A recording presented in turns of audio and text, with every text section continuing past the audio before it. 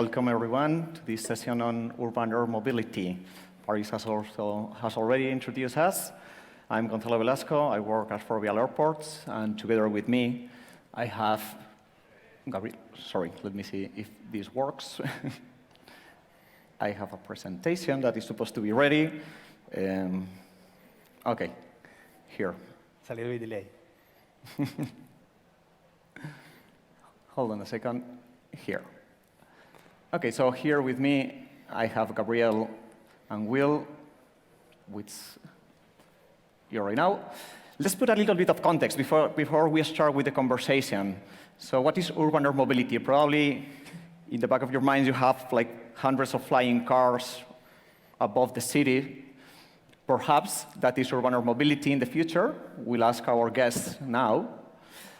But what does EASA, the European regulator, say about urban air mobility? First of all, urban air mobility needs to be triggered by electric vertical takeoff and landing vehicles, so not exactly helicopters, but kind of. And they say that it's going to be a reality in 3-5 years' time. So it's already here.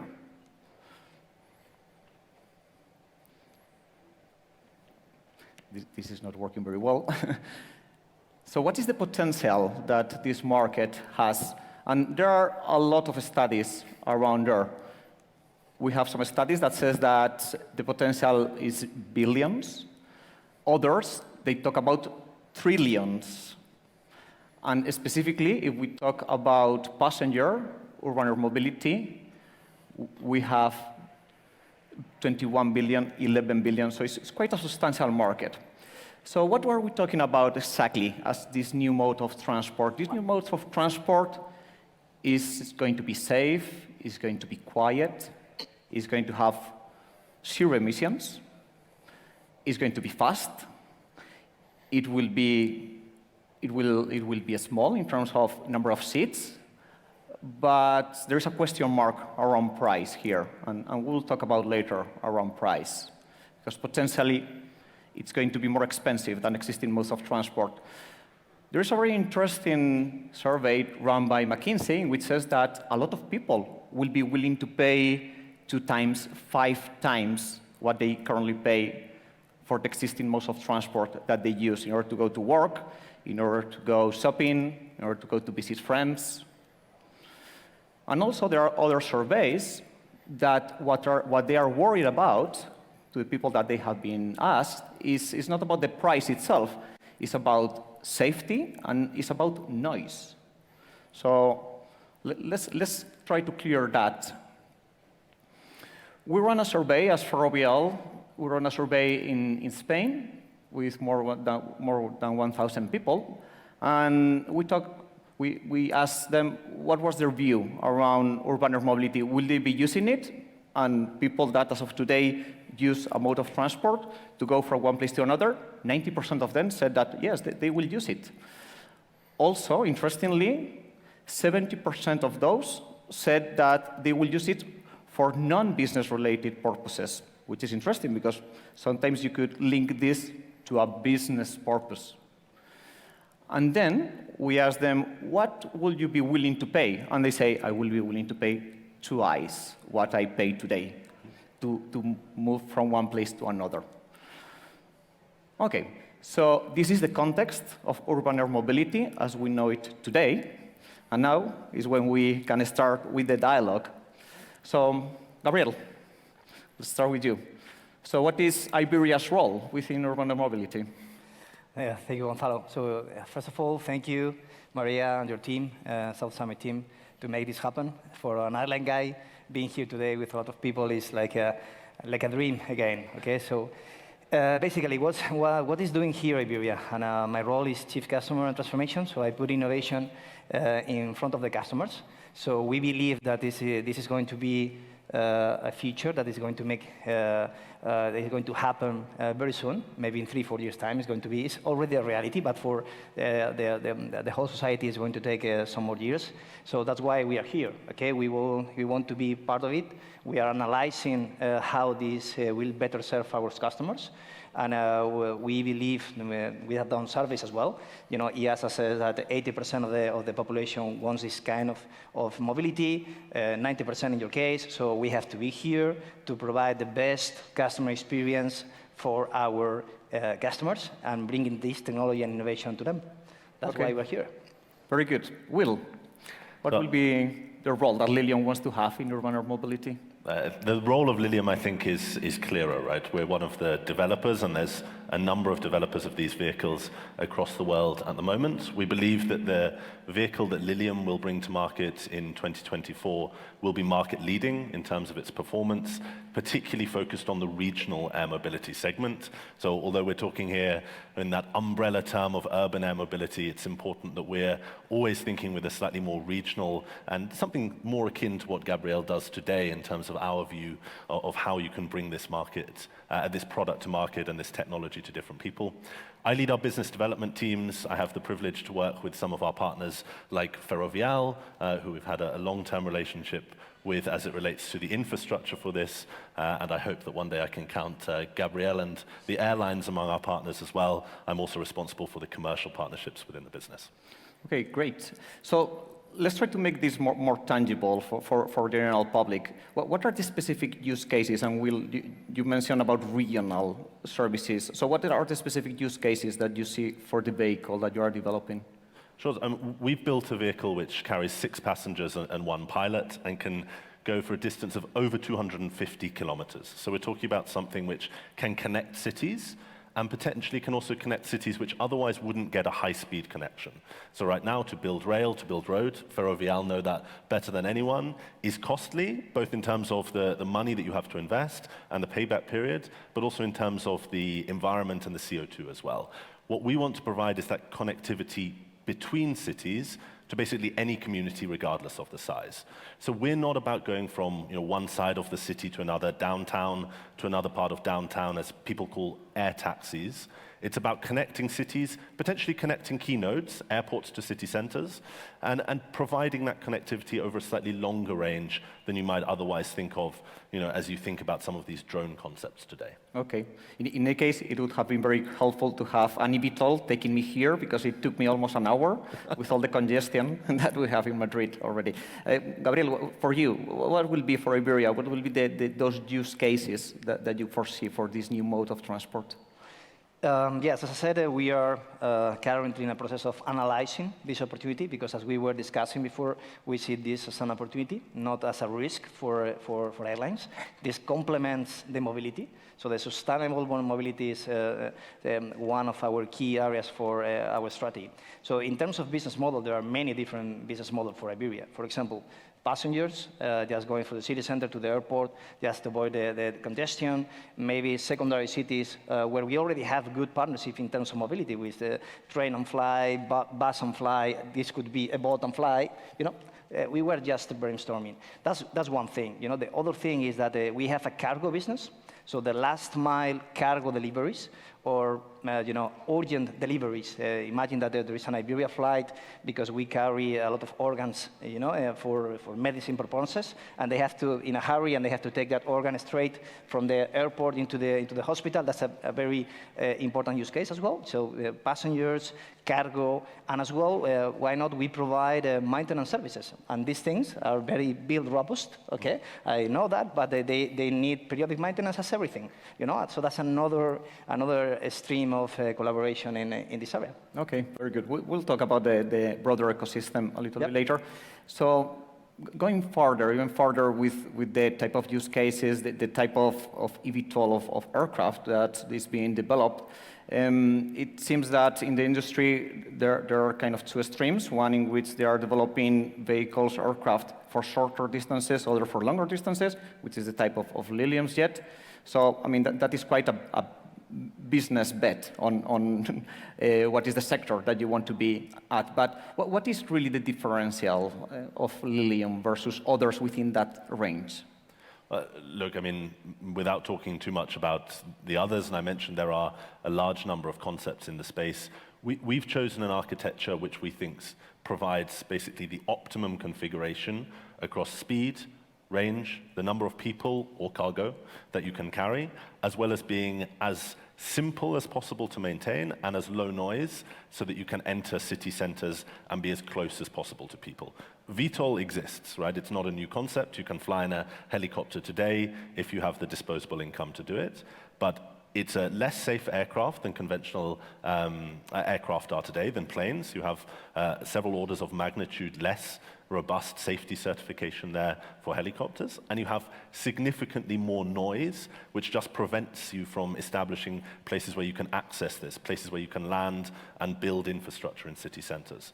So, we think that the architecture we've built, it's a ducted fan technology. Think of a jet engine that you'll be flying with in Iberia, aircraft which have those enclosed engines.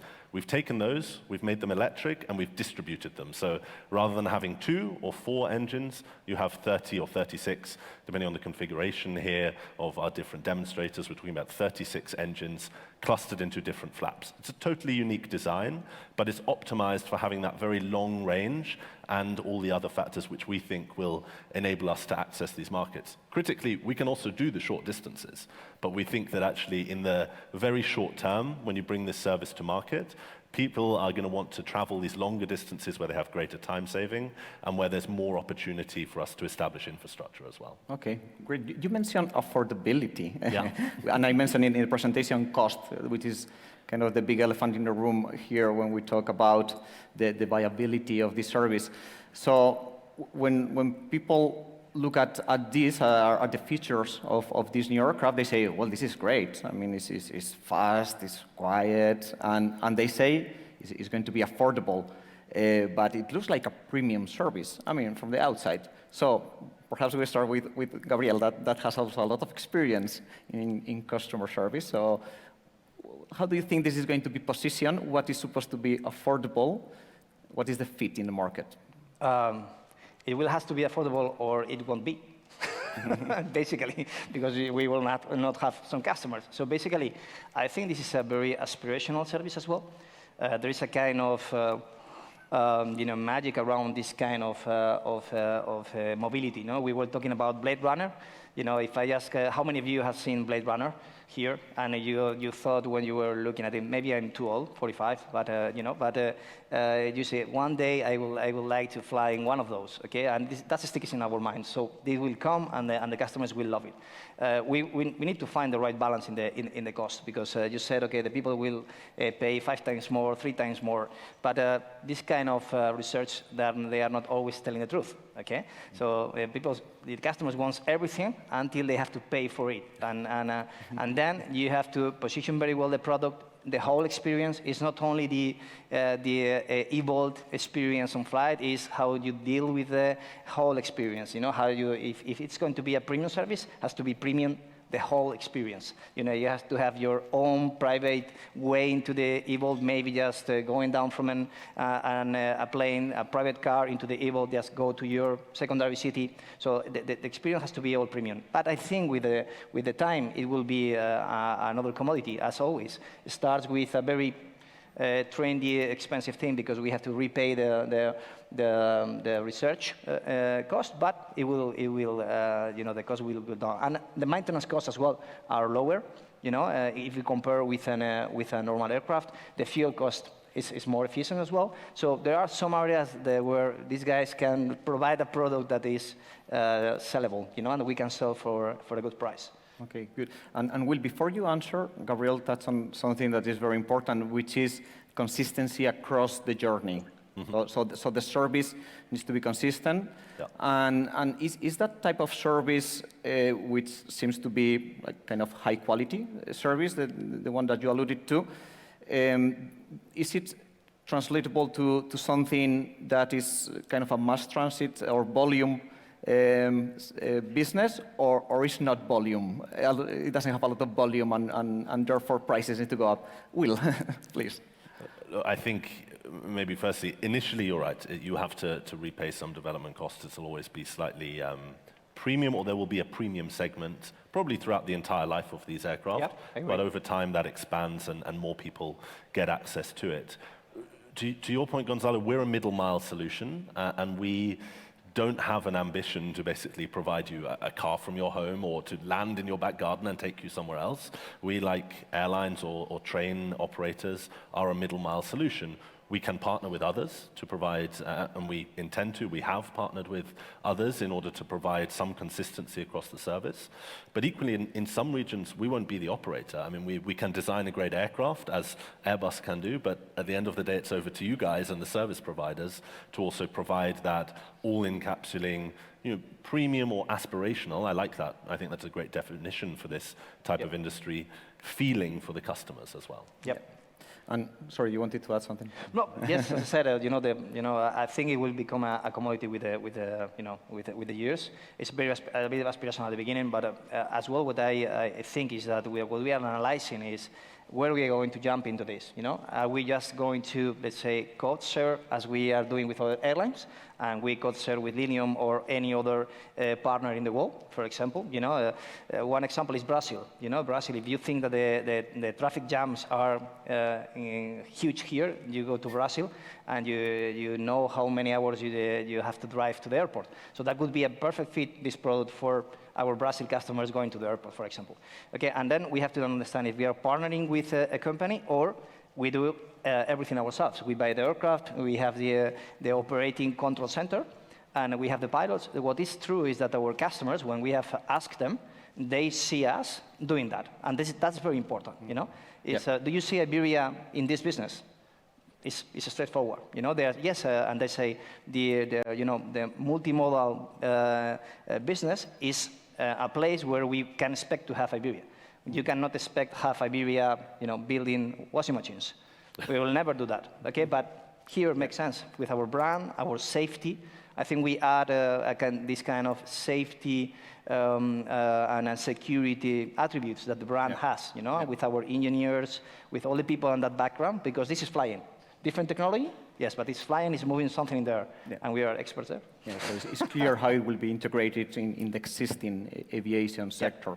So you alluded to this aircraft not being able to land on your backyard, and that is something that also it's important to clarify. I mean, these aircraft are as any other aircraft that exists today that need to follow regulations, need to have infrastructure that is accommodated for this type of vehicles. So infrastructure will be one of the constraints that this sector might have in order to fully develop.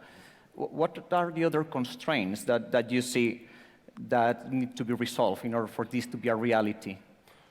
Look, the heads down biggest focus for any company in this space is, of course, the development and certification of the vehicle. That's what everybody should focus on in this space. If you're doing anything which distracts from that within your business, then you will have a problem, because without that, you don't have the building blocks.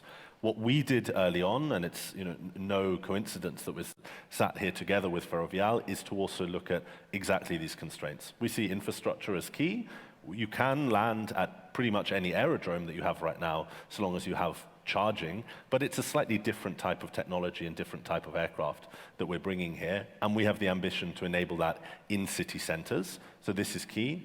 We've also started partnering in some of the areas that Gabriel mentioned: maintenance, crew training, areas where you need to take that aviation ecosystem, and we're lucky, not lucky, it's by design. We've built an aircraft that fits within that ecosystem, within those rules, but you do need to make sure that the partners within that ecosystem are able to service the aircraft across those different verticals: infrastructure, flight operations, how you schedule crew, how you train crew, how you maintain the aircraft. I mean, there are not electric vehicles taking off and landing vertically right now. That's a very different maintenance schedule for some of your technicians. Yeah. You'll find out how easy is all of that you said. Flight operations, maintenance, it's an exciting world. I think I described the business of Iberia here. Yeah, exactly. And going further into the broader opportunities that this new mode of transport will bring for companies like Iberia.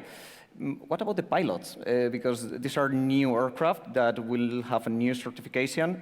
Will there be a requirement, if we know as of today, for new training of pilots? So it will be an opportunity also to have more pilots? I think it's going to be an opportunity because this is a complementary business. we are not thinking on this on replacing our 320 Airbus 320 flights, because this is six customers only. We are over 150 customers in our 320. So our pilots will continue to be operating those. I'm talking theoretically, because we have not just defined if we are going to jump into it or not, but clearly we are analyzing that with deeply. Okay, and what we is going to be created is a new role. It's a new type of pilot. Flying a drone probably is nothing to do with flying an Airbus. Okay, so I think we will create another role in our industry, and we will need to train with the help of the different suppliers in the ecosystems and partners, and we will create more jobs for flying these drones. It doesn't mean that one of our 320s eventually we do it wants to move into that, but that's not the idea. I think we are creating a new market, a new industry that will create new roles. Okay. Great. Yep. We've run out of time. I'm going to ask you just one last sentence because I think we touched on all the key areas, but the most important is acceptability. So how are the customers going to become a user of these new aircraft? And please be concise. One sentence, I think it's through partnerships. That's why we want to partner with players in this space already, because as Gabriel mentioned, there are already planes flying, there are already ways customers interact with aviation, premium, not premium, mass market. This is the way that we've approached it. Okay, Gabriel? Yeah, for me it's, first of all, regulation.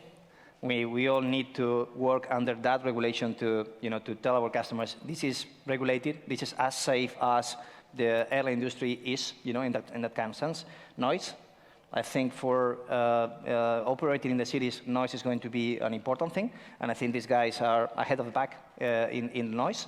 That's okay, but it's going to be very important, because if we want to have, you said, how many are going to be flying over Madrid? Better do not hear them, okay? So that's another point. And for me, it's just that we create a product that serves the customers, and they have a necessity, because it might be that they fly for fun. Some of them will fly because it's aspirational, it's something that you will enjoy. But to make this sustainable, they have to find the value, okay? And the value is that they go to the airport faster or smoother, with a better service, or more close to the destination or origin. And that's for me the summary. That's great. So hopefully we've brought some clarity to the broader audience on urban air mobility. Thanks a lot, Gabriel. Thanks a lot, Will. Hello. And thanks for the South Summit to organize this. Thank you. Thank you.